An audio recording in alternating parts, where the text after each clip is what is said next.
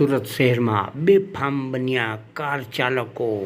બેફામ બનીને કાર ચલાવતા ચાલકો દ્વારા થયેલા અકસ્માતમાં વધુ એક વધારો થયો છે.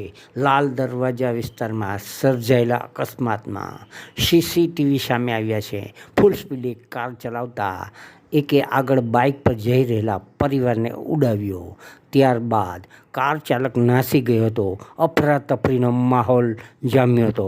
આ અકસ્માતમાં ગર્ભવતી પત્ની અને પતિ ઈજાગ્રસ્ત થયા હતા, જ્યારે તેની સાથે રહેલી 3 વર્ષની બાળકીના હોઠમાં ઈજાઓ થતાં 4 થી 5 ટાંકા લેવામાં આવ્યા હતા. હાલમાં તમામની સારવાર હોસ્પિટલમાં ચાલી રહી છે.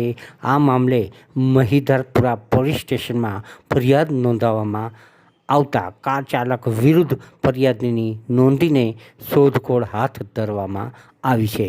સલામતપુરા વિસ્તારમાં 26 વર્ષીય શારિક અને અનવર ગુલામ દસ્તગીર તેમની પત્ની અને નાની 3 વર્ષની બાળકીને ઈજા પહોંચી હતી. સુરતમાં હાલ એક તરફ હેલ્મેટ લઈને તંત્ર દ્વારા કડકાઈ આપવામાં આવી છે, બીજી તરફ અકસ્માતોનો પણ વધારો થઈ રહ્યો છે.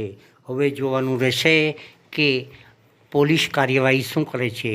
રિપોર્ટર કાકુ, સુરત.